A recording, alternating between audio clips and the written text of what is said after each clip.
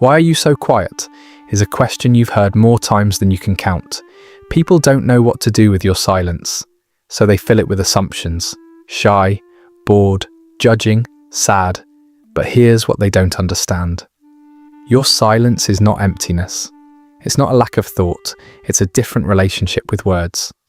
So let's look at what's really happening beneath the silence. Most people assume that more words mean more thinking, and that silence means nothing happening. But that's not how the brain works.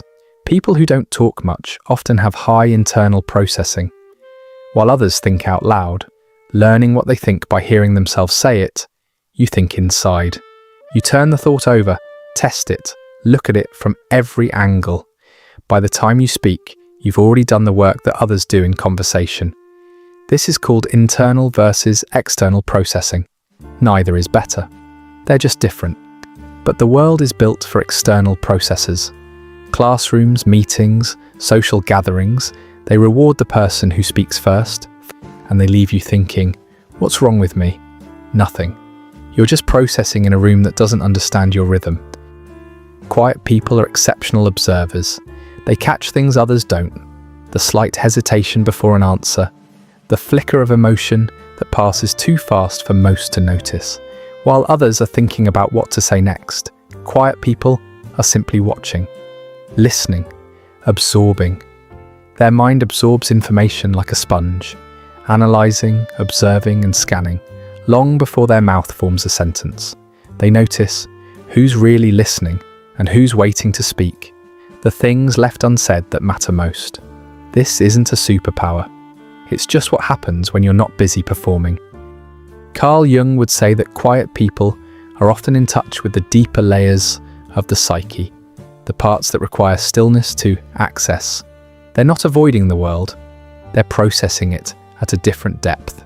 Their feelings live inside them like an ocean, deep, layered, and private. They don't show emotion openly, not because they don't feel it, but because they protect their inner world from noise, judgment, and misinterpretation. That's why they need solitude, not to escape people, but to return to themselves. Here's something interesting. Quiet people often make others uncomfortable, without doing anything at all. Why? Because silence is unpredictable. When someone talks constantly, you know where you stand. You can read them, you can predict them, but a quiet person, they're a mystery. And mystery for some feels like judgment. Quiet people may also get intimidated by fast talkers, not because they're weak, but because the pace feels overwhelming.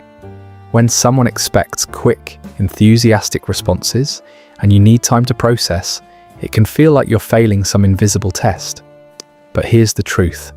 The problem isn't the quiet person's pace, it's the mismatch.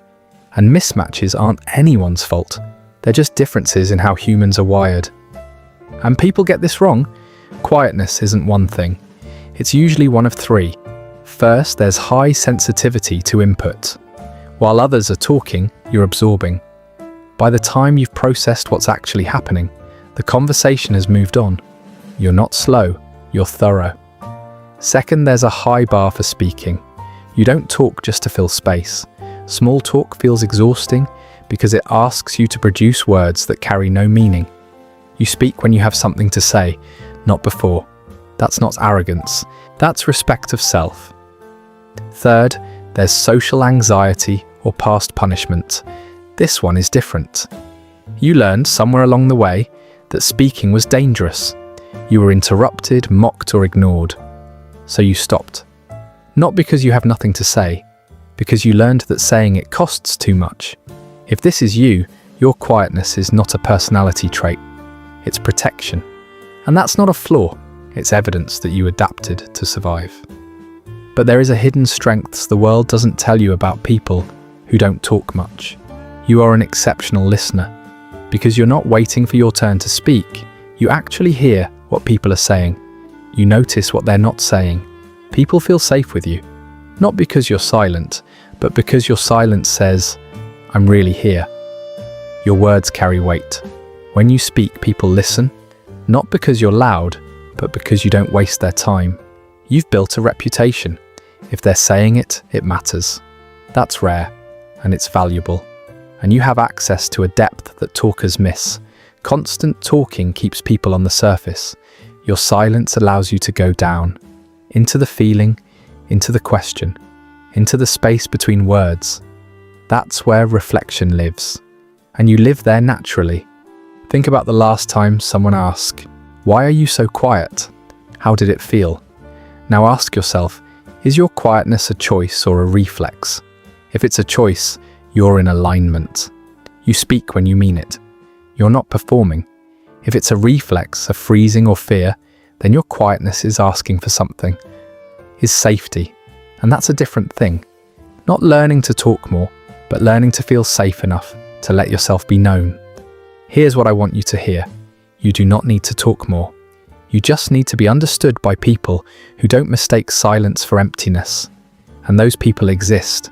The world will keep asking you to perform, to fill the space, to be louder, to be easier to read. But your quietness is not a gap. It's a different language. And the people who matter, the ones who can sit in silence without panicking, will learn to speak it. You don't need to explain yourself. You don't need to apologize for processing things differently. You don't need to become someone you're not just to make others comfortable. Being understood, that feels like love. Your silence is not a lack of words. It's a presence that doesn't need to announce itself. Quiet hearts are not empty. They are full, just not loud.